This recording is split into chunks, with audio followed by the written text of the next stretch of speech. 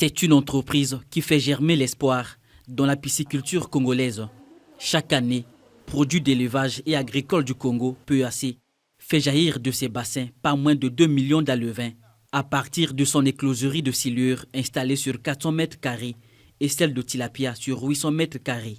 Des statistiques qui font rêver et qui propulsent le Congo parmi les acteurs émergents de l'activité piscicole en Afrique centrale. Ici à Idou, non loin de la commune d'Oyo, depuis 7 ans déjà, grâce à des systèmes d'incubation dernier cri, une équipe d'experts transforme chaque alevin en espoir pour l'avenir de la pisciculture nationale. La sélection des géniteurs. Donc nous tenons compte de beaucoup de critères. Il doit être agressif, il doit être au fait la taille que le marché apprécie. Une fois le choix est fait, on va ouvrir son abdomen et aller tomber juste sur ses gonades. On va voir d'abord la maturation de ces gonades, la taille et la qualité de la détence. Ça doit répondre à certains critères de sélection. Initiée et mise en œuvre par Julienne Sassou-Nguesso Isongongo-Onimba, une passionnée du monde agropastoral, l'entreprise PEAC s'impose aujourd'hui comme la source d'approvisionnement de nombreux bassins piscicoles du pays. Véritable pépinière aquatique, elle alimente en alevin plusieurs pisciculteurs de Brazzaville, Pointe-Noire, Gamboma et bien au-delà. On ne peut pas faire de pisciculture sans écloserie, ce n'est pas possible. Nous avons donc l'écloserie où naissent les alevins. Après l'écloserie, nous avons donc le pré-grossissement et le grossissement à Ngolo Bonza et à Ngolo Doua. Et en fait, c'est tous les 6 mois. C'est-à-dire que le poisson il part du premier jour jusqu'à 6 mois pour atteindre le point marchand entre 800 grammes et 1 kg. Et nous passons à la commercialisation à Brazzaville. Symbole d'un Congo qui croit en ses ressources et mise sur son savoir-faire, PEAC illustre la réussite d'une agriculture aquatique maîtrisée.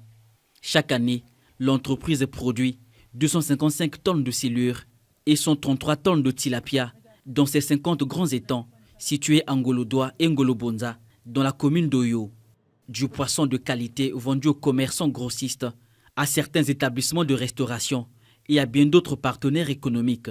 C'est mon père qui, avec la main de l'homme, a creusé les 56 étangs qu'il y avait ici. Il y en avait 56 et on a réduit en augmentant les tailles. Je lui jette ces fleurs-là.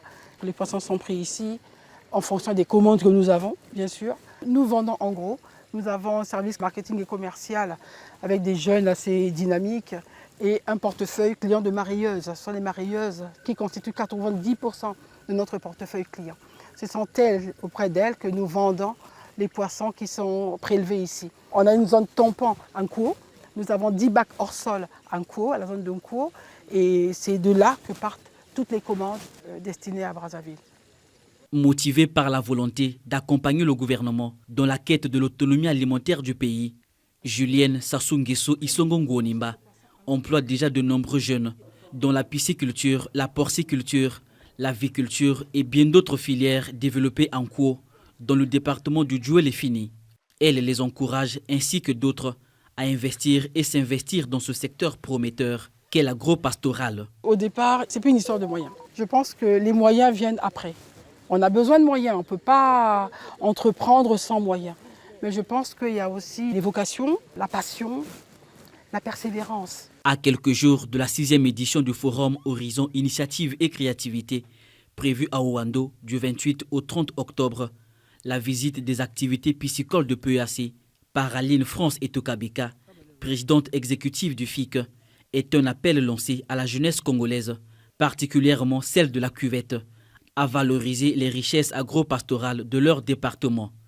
Un potentiel naturel abondant qui ne demande qu'à être développé par des initiatives entrepreneuriales audacieuses et innovantes pour le développement de la cuvette et plus largement de tout le pays.